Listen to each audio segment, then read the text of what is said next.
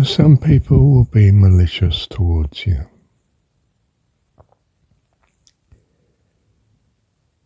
Your response is to thank God for it, because He's an all-powerful God that loves you, and He's allowing this experience that you have life eternal, that you come to know how to manage it. And the management is very simple. You trust God that He's allowing it to great blessing, both to yourself and to all others. Now you react and do what you feel you should do to make circumstances better.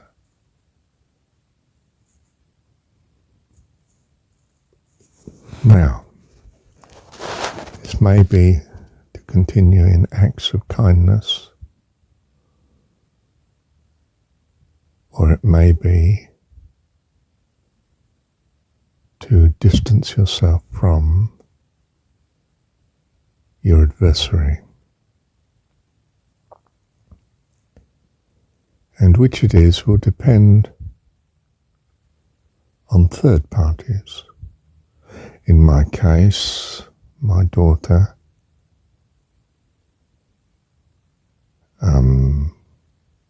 is my concern that I be a good dad to her in as far as the malicious situation from her mum allows. Which means that her mum seems to cause me some harm, but it's a cost that is worthwhile because of the blessing to my wife, to my daughter.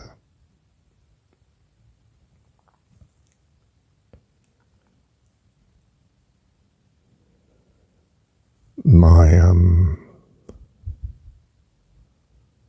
ex-wife, as she is, wants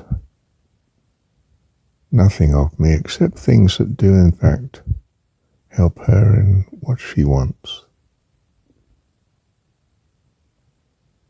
And other than that, she too would like to keep great distance from me.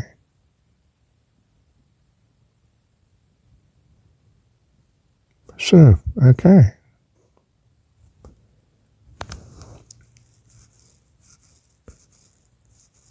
Do I meet all her requests, or only those that benefit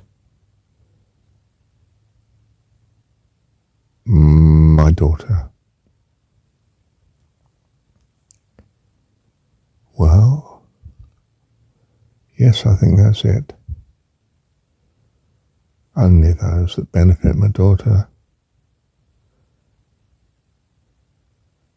More than that is not required.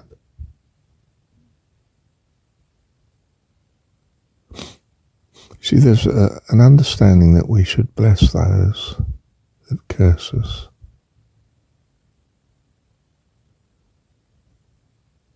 But really the best way of blessing them is to let them get on with it,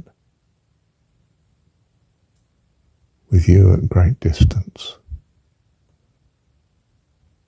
as is favourable.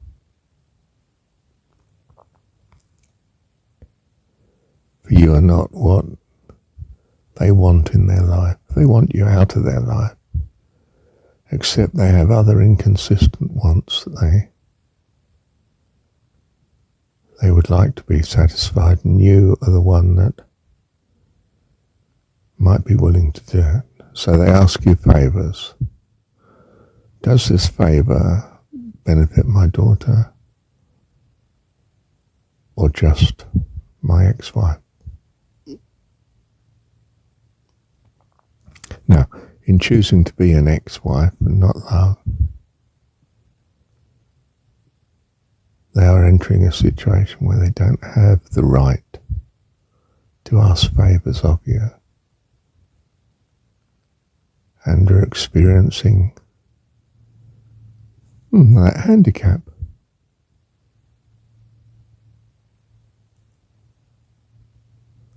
That's their choice in not loving you. In other words, they're not willing to have a reciprocal relationship. Basically only to take.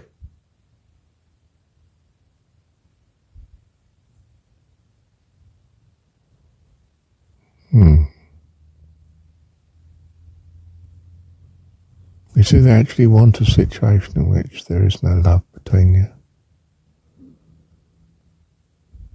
Well, the consequence of that is you don't help where you could, except where third parties are concerned, in this case, the daughter. The alternative is to continue acting as if they loved you and do everything for them that they ask, despite themselves distancing from you in other regards.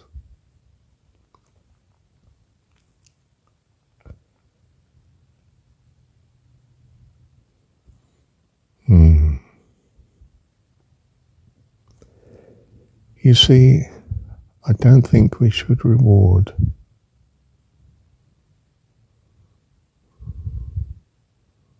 where it's not appropriate. The Christian view tends to be that's not right.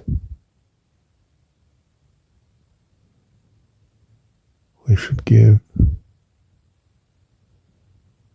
even though they want to give nothing in return that will benefit you, because they hate you for whatever reason.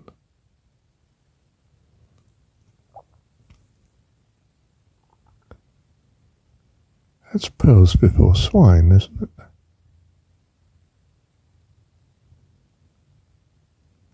A cost to no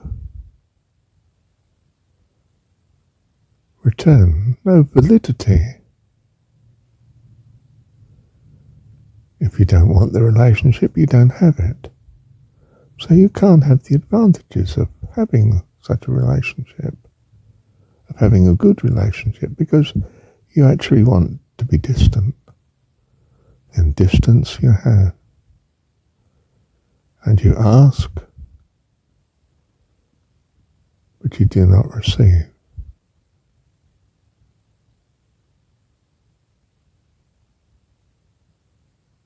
However, there is a case of life and death.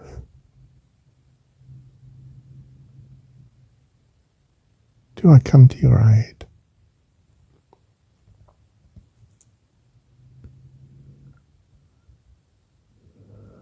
I think so.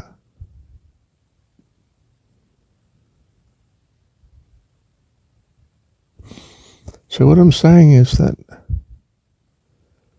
because of their will, you are an enemy. The strange thing is that though you've made an enemy of God, He supports your living, and everything, both good and bad, that happens to you is still of Him. But He does have bad things happen to you, that you might learn that hostility and malice is not the way to go.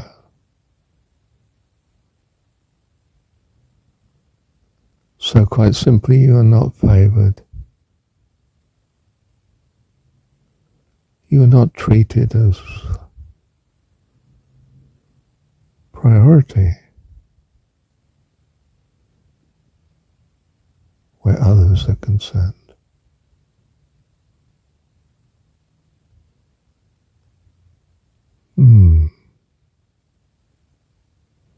You see, the alternative is that you carry on living as if you are blessing this person. You carry on blessing this person. Bless those that abuse you. Pray for those that curse you. Give to him that asks.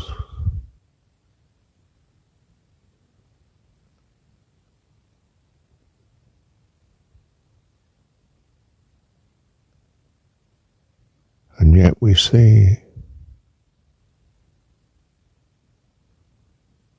God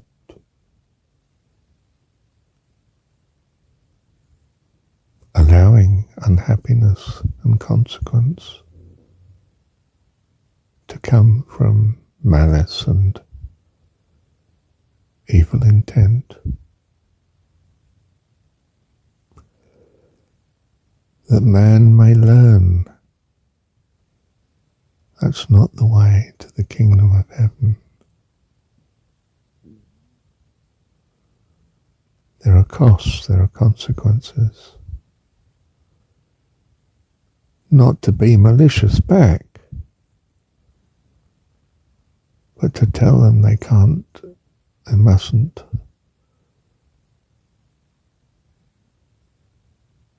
have such malicious intent themselves.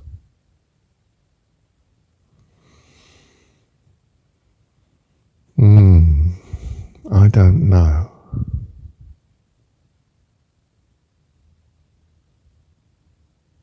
Which is truly right.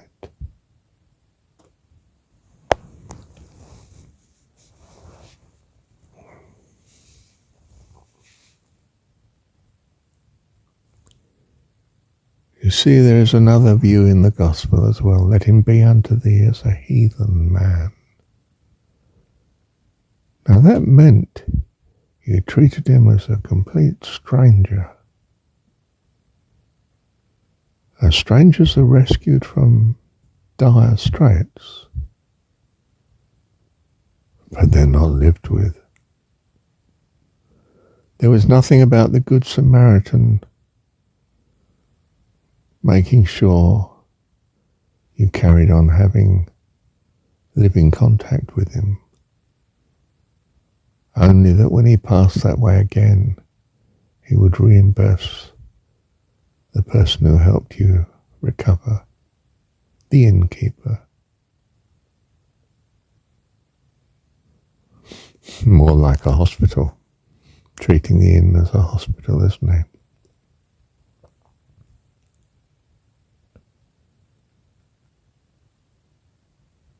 You remain a stranger, you see. And strangers don't ask strangers for help.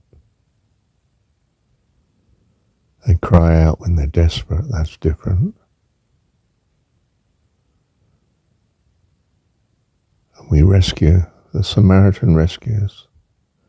But he knows that a Jew is not the same as a Samaritan.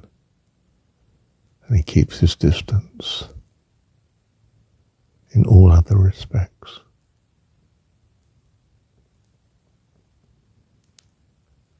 That's what's in the story. Whether you take that as gospel is quite another thing. But I think I probably should. What do you think, dear one? Bless you. Thank you, Heavenly Dad. Do you see the blessings of heaven are not an open door to all? You need to love God with all your heart and soul to be eligible for the kingdom of heaven. Till then you remain here in the classroom learning that that's the way to go. It's not all cream cakes and holidays here. It's quite hard lessons.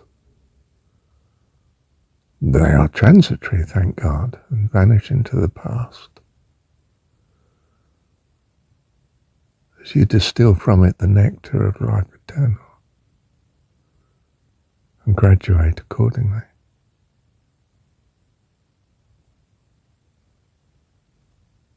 But it's not a blessed time here in itself.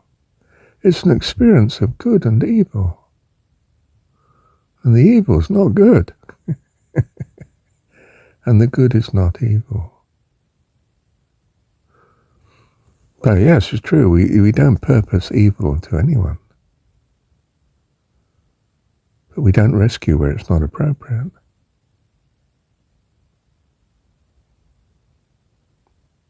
I mean, you could say that in this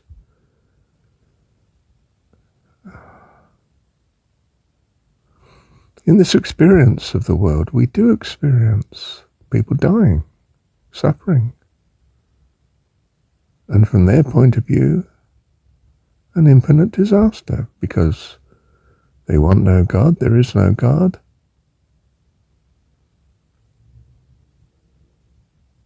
And they experience accordingly, and it's hell. And that should make them want to love God with all their heart and soul. But until they do, they continue suffering. They don't have access to heaven. They chase after all sorts of goals that are inappropriate for heaven, and learn accordingly that they're inappropriate to them too. I think that is the case. If you would enter into life, keep the commandments, it's conditional.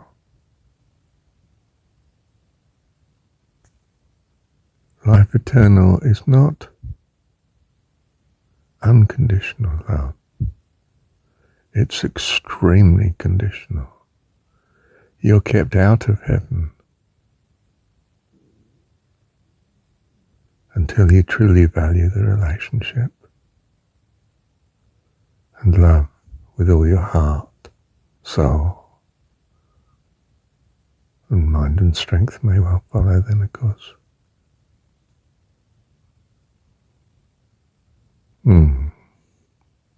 Serious lesson, isn't it?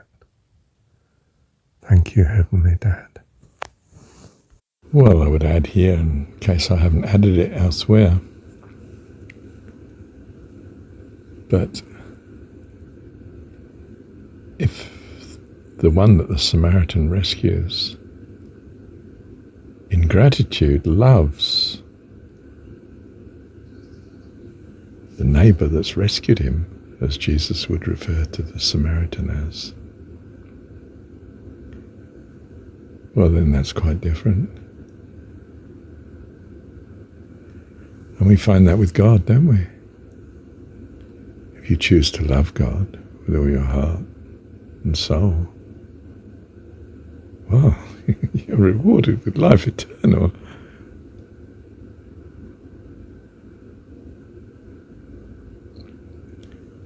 So the one rescued has a choice. It's not assumed by the Samaritan that he's in a lifelong relationship with the one he rescues. He simply rescues him. He doesn't attend to all his future needs as well. According to request, there won't be a request. He's passed on his way.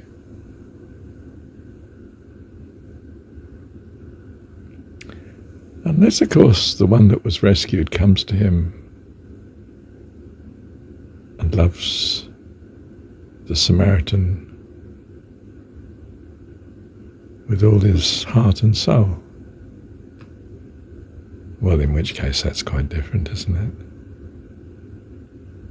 We don't deny those that love us that which we understand to be a blessing to them.